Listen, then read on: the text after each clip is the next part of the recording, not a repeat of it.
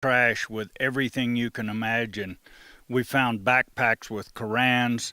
Another fellow found a backpack with a prayer rug in it. You find hypodermic needles. You find pregnancy tests. You find everything in the world in this trash.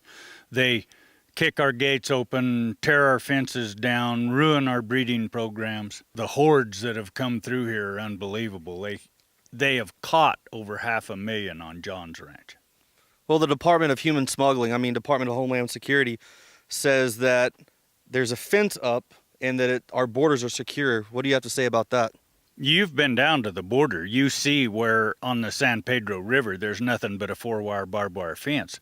Then you have multiple floodgates that are open, and they tie up a piece of wire that anyone could get through with a vehicle or on foot or however they chose to come through. It's a national security issue.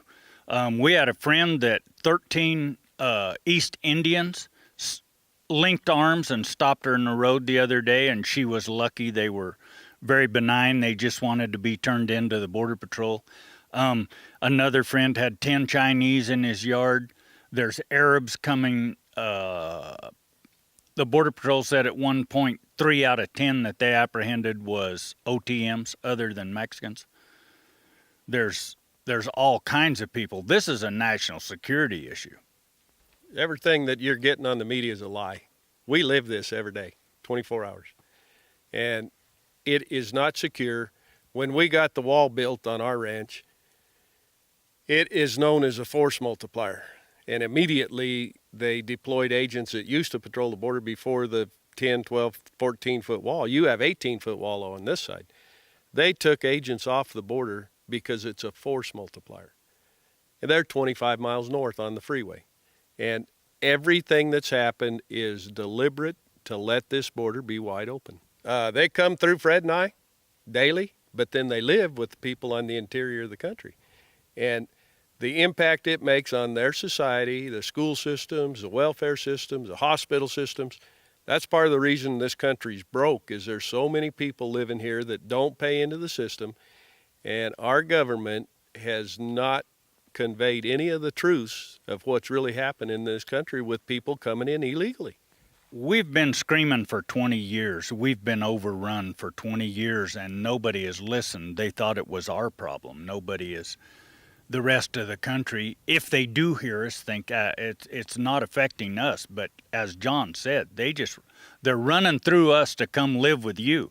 And now you're going to deal with the problems. These kids that just came out of Texas, wait till school starts in late August and the diseases run rampant. Why is Center for Disease Control so completely silent on all this issue?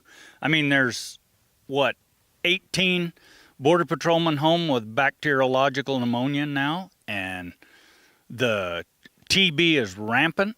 The diseases these people are bringing in and the drain on our systems are going to be phenomenal. The infrastructure of America cannot handle this influx.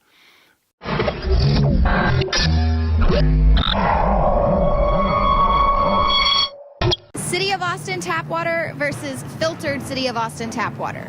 I can taste dirt in it. God knows what's in this. This has an aftertaste. Tastes like Austin water? Yeah, it does. Ugh. These people just sampled City of Austin tap water straight from the faucet. Next, we had them try a sample of tap water filtered through the ProPure G2.0 filtration system. High quality H2O.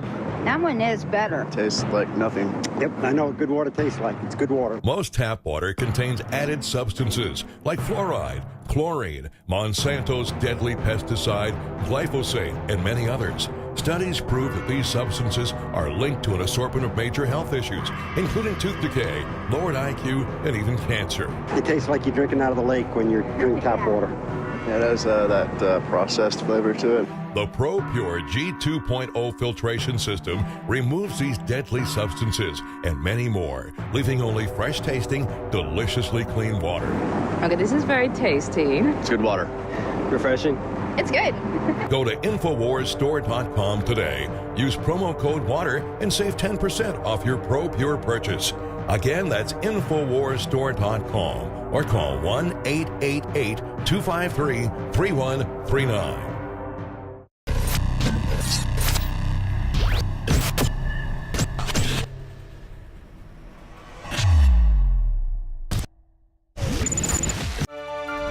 Joining us tonight is Jim Gierach with LEAP. That's Law Enforcement Against Prohibition. This is an organization of former law enforcement and prosecutors, and Jim was a prosecutor in Cook County, and that's in Chicago. He saw some of the worst of drug prohibition. As a matter of fact, he went from someone who believed in the war on drugs to someone who saw the adverse consequences in terms of corruption and violence and futility. Of course, it hasn't helped anyone to get off of drugs. All it has done is destroyed this country. So tonight we want to talk to him about what's going on both in Chicago with renewed violence there, as well as what no one is talking about, and that is the source of the violence in Central and South America, that people are fleeing as they're coming to this country. Thanks for joining us, Jim. And I want to ask you, we hear so much about refugees coming into this country because they're fleeing violence in Central and South America, yet nobody is talking about the elephant in the room, and that is, why are MS-13 and Zeta drug gangs, why are they so powerful in those countries? I wanted you to give us your perspective on it as someone who's worked on this for decades in Chicago. Well, it's hard for people in governmental power and in the news media to call for the legalization of drugs. Everyone knows that the war on drugs doesn't work, but it's a big jump to go from there to say that we need to abandon prohibition, the Al Capone paradigm, and put in place control and regulation of drugs through a system of legalization. Throughout the world, we are all saddled by the same prohibition laws because the United Nations has a treaty that requires that we prohibit all recreational drugs. And the enemy really is this beast right here. This is the 1961 Single Convention on Narcotic Drugs that requires every drug from heroin to marijuana to be outlawed and to provide criminal penalties and the deprivation of liberty for anyone who violates those treaties.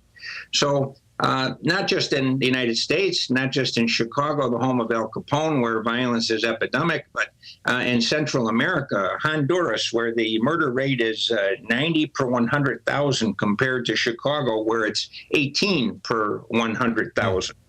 So these Central American states, the violence is horrendously worse than it is here in Chicago, even though I think it's epidemic. Over the July 4th weekend, we had 82 people shot in 84 hours. Now, there was an uptick in the violence there and the shootings. You've said before when you've been on the show that 80% of the shootings in Chicago were related to drug gang competition, fighting it out for turf wars.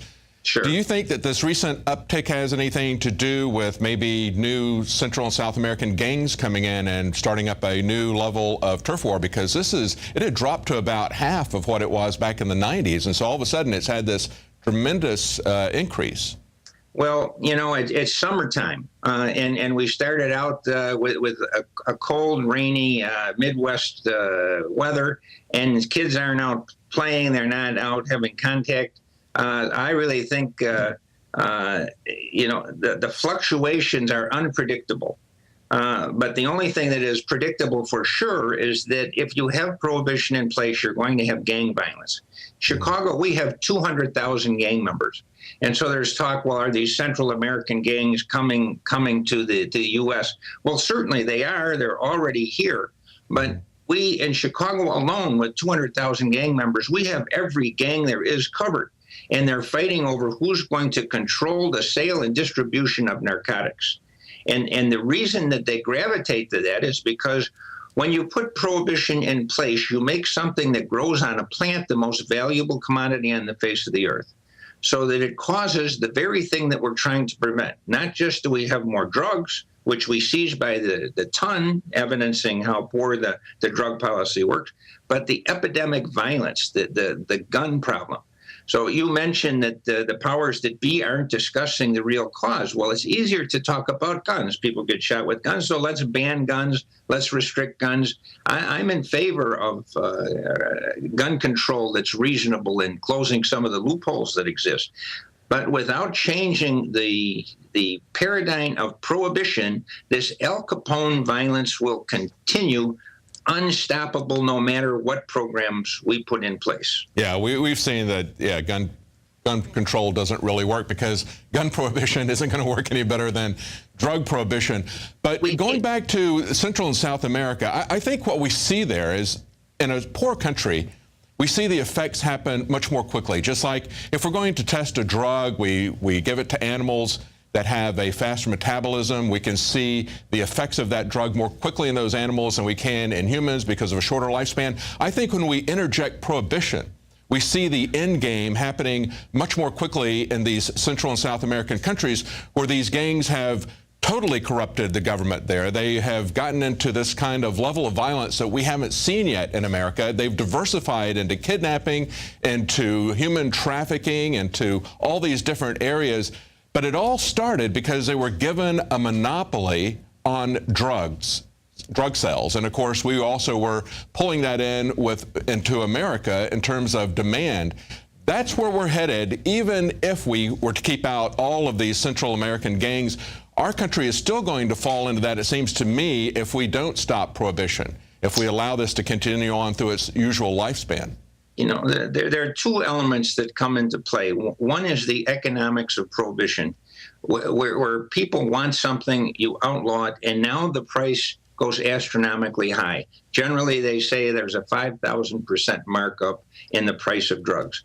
But if you take that and you couple it with human nature, which includes, unfortunately, greed, and then you take these substances that we're outlawing, that many of them which have an addictive quality, and you put those things together, it's a Molotov cocktail against the public health, safety, and welfare.